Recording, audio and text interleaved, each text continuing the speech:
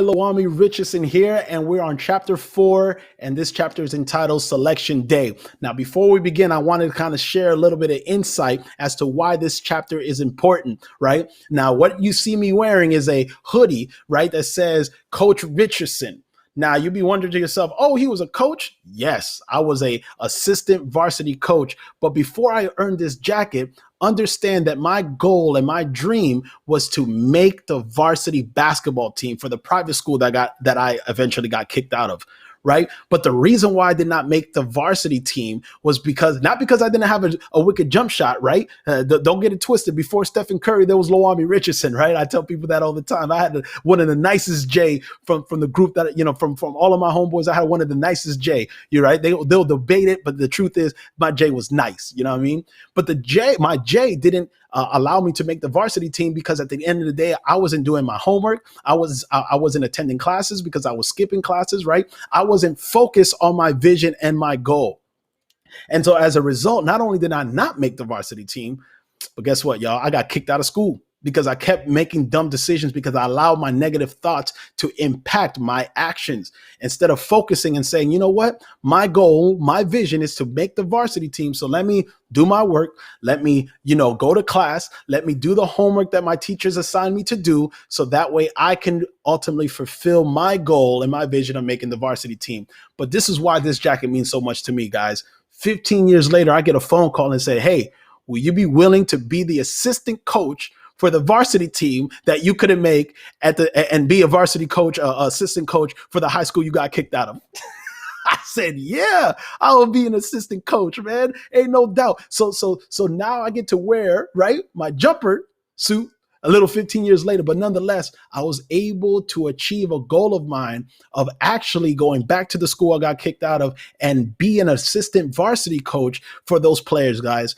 Understand that I poured out my heart into those players because I was vicariously living through them. They had the opportunity that I wasn't able to fulfill in my own life because of the dumb decisions that I was making. And so I wanted to help them and understand that the opportunity you have to go out there and put on that Panther uniform, right, with a jumper suit on, right, to go out there and represent not only your school, but your family, but represent your team and yourself is an opportunity that I was not able to achieve because of the dumb decisions that I was making. And so everyone knows that after you put in that hard work, as a student athlete, right? You go to practice, you do your classwork, right? You're achieving greatness throughout the basketball season or the football season or hockey, whatever sport you may be into, right?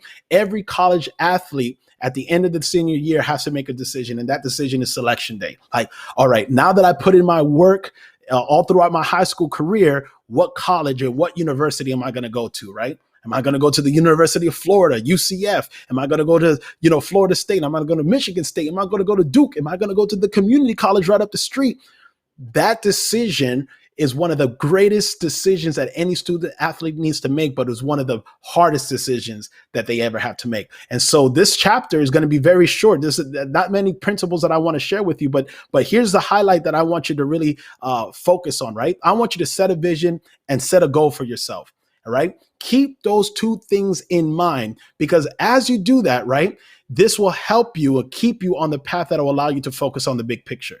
If I would have kept my vision of playing varsity basketball, if I would have kept my vision of or setting that goal of making the varsity team, right, I would have done those little things that would allow me to achieve that goal, right? Because I had a vision. I wanted to wear this jacket and come out, from the tunnel and high five my players and, pump up the crowd. That was my vision. My goal was to make the varsity team, but I wasn't doing the little things that allow me to achieve that goal. So I want you to set a vision for yourself, whatever that may be. Set a goal for yourself, and I want you to keep those two things in the forefront of your mind, right? Because as you do this, it will keep you on the path that you need to take in order for you to achieve that vision and achieve that goal. So here's some questions. We're going to conclude this chapter, all right? What vision do you have for yourself? What do you envision yourself doing or accomplishing in your life? And then what goals do you want to accomplish, right? What's the vision? What are the goals that you want to achieve, that you want to fulfill? Write those things down. And then you want to ask yourself, what steps are you willing to take in order to accomplish your vision as well as your goals. Second question I want to ask you guys, right?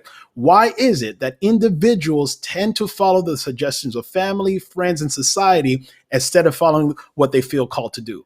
Could it be because they don't know what they've been called to do? So they kind of just lean over to vicariously take the suggestions of the parents. And so they're living their experience through their parents' eyes, or pressure from friends because they're going to a different school, or they're going to take a different path. And so you want to be with your friends. Why do you think that people, right, tend to follow the suggestions of family and friends, or even society and the culture, and they tell you, you got to do this? Listen, college may not be for everybody. I know y'all probably thinking to yourself, what are you telling these students? What are you telling these kids? Listen, you may not be book smart, but you know how to work with your hands. So you get a blue collar job, right? You go to a trade school and you make 60, 70K a year because you know how to work with your hands, right? You want to be a photographer, you want to be a videographer, whatever the case may be. Why is it that we tend to push aside our goals and our vision and our dreams to ultimately comply to the pressure of society, our family, and our friends? Why do you think that is? All right, that's a question I want you to answer. All right. Third question: has the influence of others, right, crippled you from stepping out and making a decision that you wanted to make?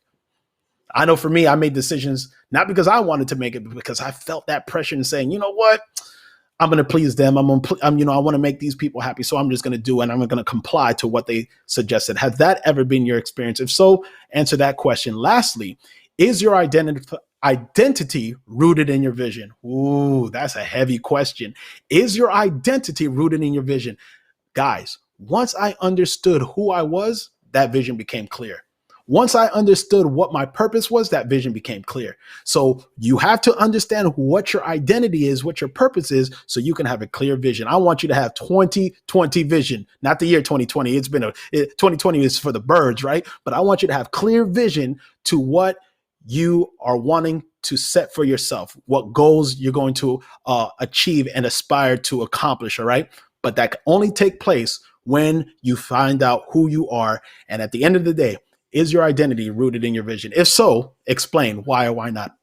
Those are the questions that we're going to leave you with you for chapter 4. I will see you in chapter 5. All right, guys. Peace.